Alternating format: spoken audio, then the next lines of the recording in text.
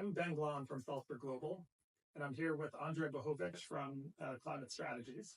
We've just this morning finished our program on prosperity post-fossil fuels, which looked at a just energy transition and how to accomplish a just energy transition in many parts of the world. The origin of this program dates back now several years, actually, to a phone call I received here at Salzburg Global from an international government agency focused on energy and focused on climate change and the energy transition that is ahead of us. And the phone call was a question. It was a question about the concerns that this particular government had as a major importer of fossil fuels with respect to how fossil fuel exporting countries could navigate in a just, fair, transparent, and responsible way the reduction in fossil fuel purchases from the global north. So over the course of the last several years, we've been developing this program with our partners, Andrzej and his colleagues at Climate Strategies. And over the course of the last 4 days, we looked at how this fossil fuel transition can be just, how this transition can be just.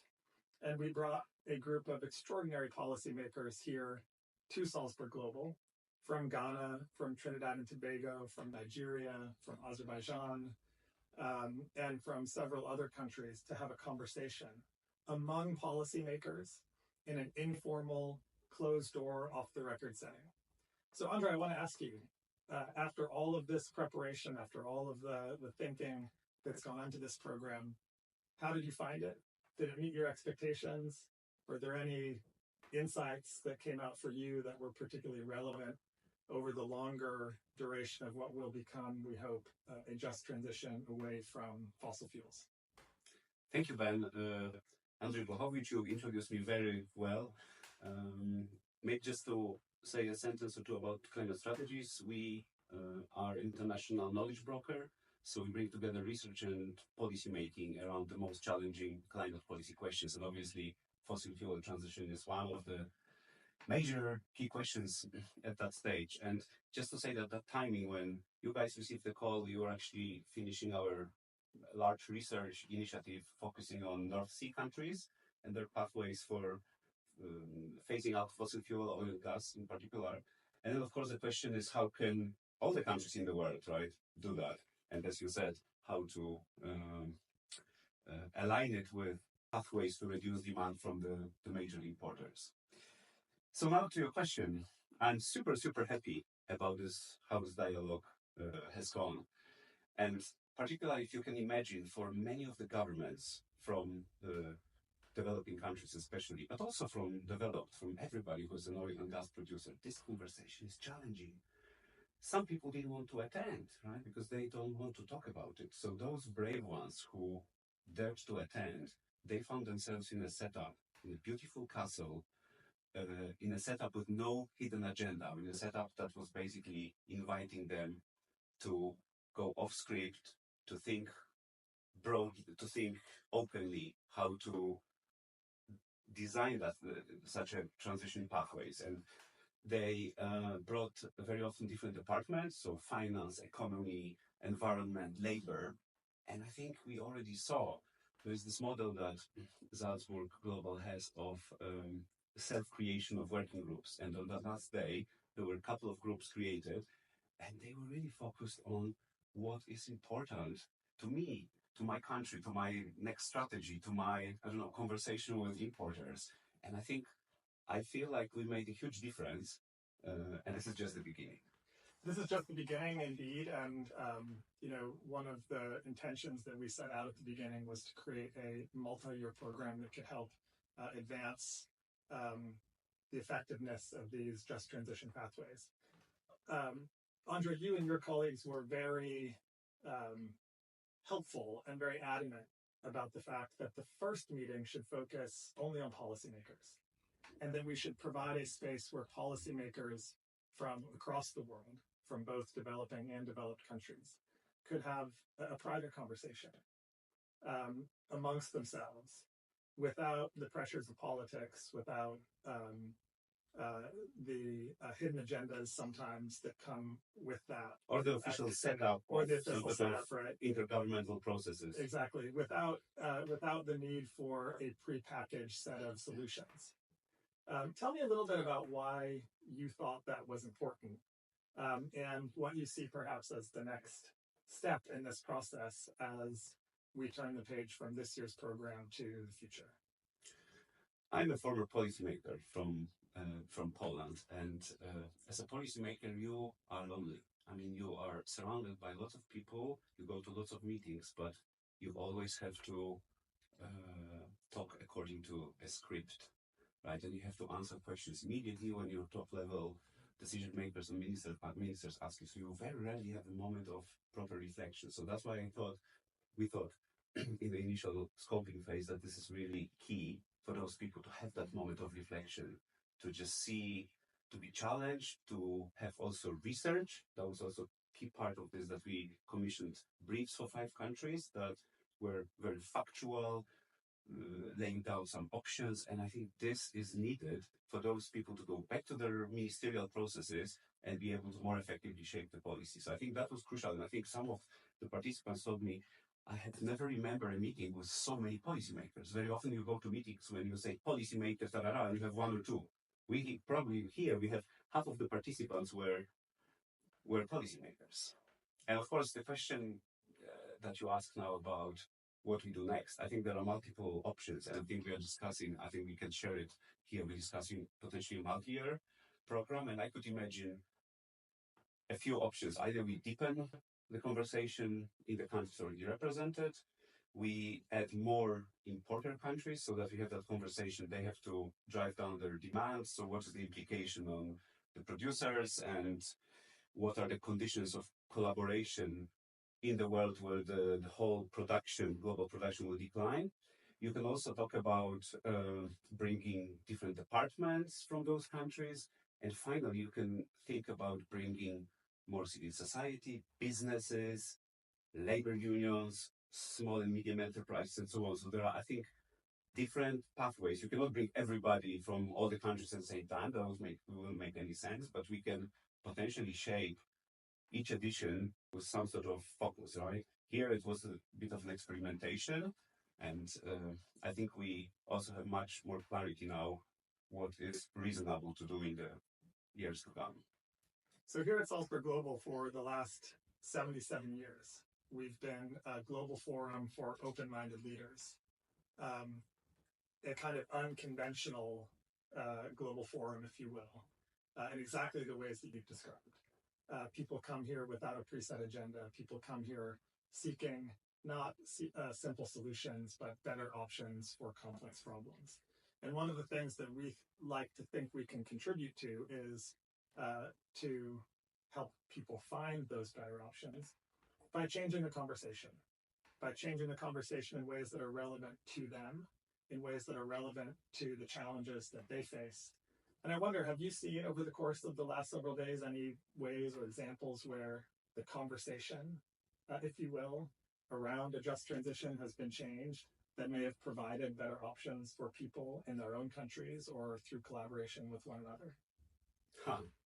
Very interesting question. And actually, there were examples. I cannot name them because that's also part of the setup, which is that we shouldn't be revealing to the external world what happened. But a couple of countries, actually what happened, they established informal collaboration already between, let's say, 2 finance ministries from 2 countries who are in a similar position. So that's one thing. There were also some discussions between one of the biggest countries in the world, I don't want to again reveal who, and one of the big oil and gas producers who may think of potentially entering some partnership with some other donors, maybe in a year or two perspective. So some of those conversations happened. And also this is because those people, even across departments, you wouldn't believe, from the same country, they never appear together.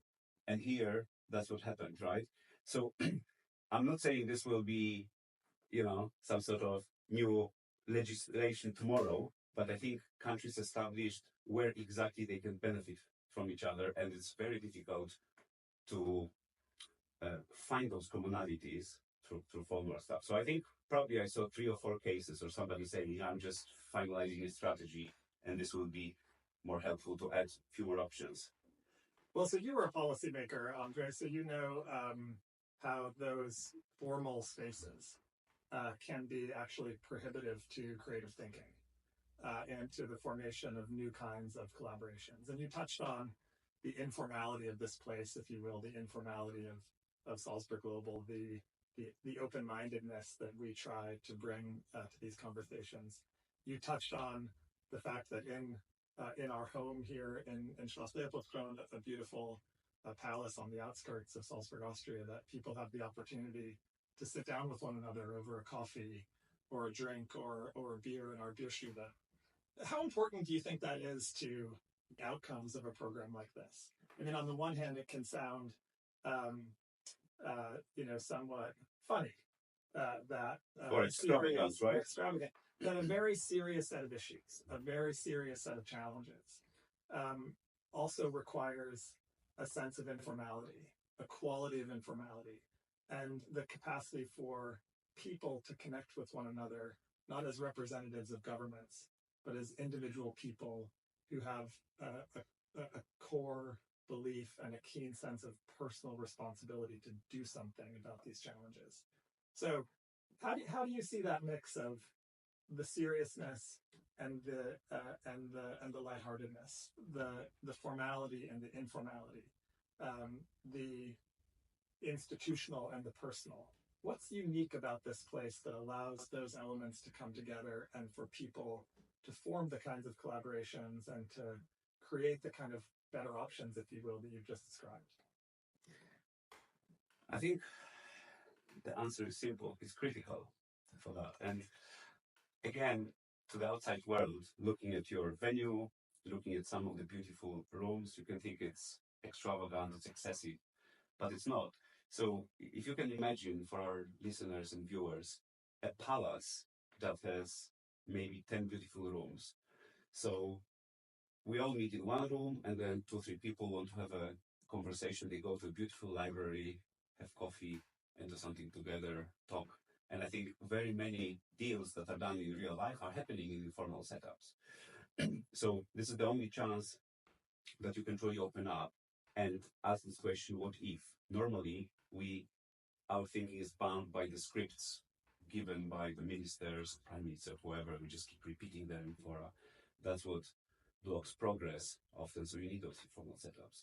But it's also not only a nice room, but imagine you spend 4 days with those people. So breakfast, lunch, dinner with them. You sweat together in a ping pong place. You drink, you sort of struggle to get up the following day, and then you create some bonding, right? And then I hope this is not only the 4 days, but this is what comes after. I hope some people maybe will visit each other, will create a small informal setup between 2 or 3 countries, and so on. So I think the beautiful venue, and also I think there's also a theory that says you need to be in extraordinary natural, in extraordinary nature for the mind to open up. And this is not possible in a hotel room in the middle of big city. Not to speak about the fact that when you go to conference in, I don't know, your home city, you always run to your family and this and that, right? Here you basically stay and you just socialize. And I think so that socializing, you come to new solutions. And all of a sudden impossible becomes maybe a little bit more possible than you had thought before. As someone quoted at the beginning of the program, I think attributed to Nelson Mandela, everything seems impossible until it's done. In that spirit, I think, Climate Strategies is a not-for-profit organization. Salzburg Global is a not-for-profit organization. And in order to run these kinds of programs, in order to get things done, we need partners.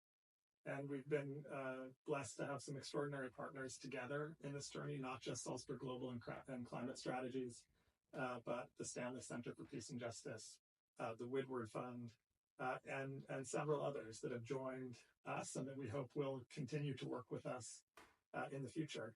You, Andre, brought some of those partnerships to us. in particular the Stanley Center, but a few others. Talk a little bit for a moment about how important it is to broaden this coalition of partners and how important this starting coalition has been to enable us to begin this project, to work with these policymakers, and we hope to provide value to them as they move forward with their own national plans and, as you say, with some of the projects that have been developed over the course of the last few days.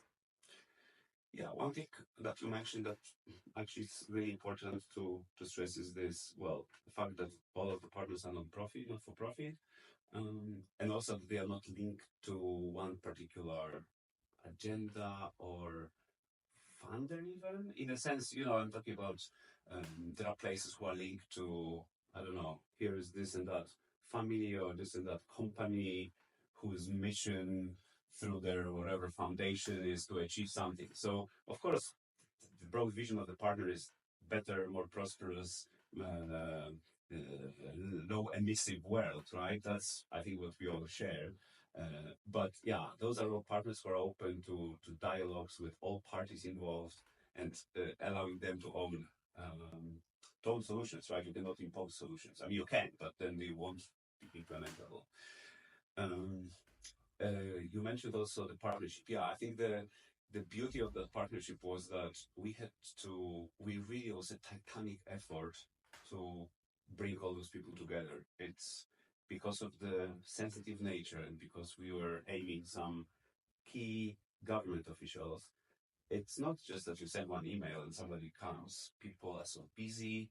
We need to explain to them. We need to reach to them through some maybe other trusted contact. We were using the embassies. We were using every possible channel.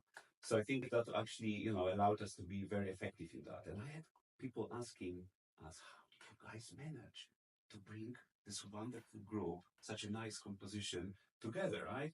And I think there's no one magic solution, but yeah, I think the setup of partners was great for that, and also dedication. I think certainly my team is dedicated, your team is super dedicated, and so are Stanley and Wheelward. I don't know if we need more partners in an institutional sense, right? Perhaps, but yeah, we just need to sort of find maybe partners, meaning, well, actually the participants of the dialogue, right? You call them fellows, right? And I understand this is also the beauty of spaces like Salzburg, that you guys can use those fellows as sort of the propagators, right? Or we can invite maybe more people through the personal connections of participants. And I think the participants are super happy. They offered unsolicited feedback in many conversations, especially at last night's dinner, saying that this is so wonderful and thank you so much and this is really helpful. I think people may do it, but I think it really sounded very genuine. Well, I'm glad you raised the importance of our Salzburg Global Fellows, Andrzej. For all of you Salzburg Global Fellows listening or watching, you'll know that since 1947, we have more than 40,000 fellows around the world.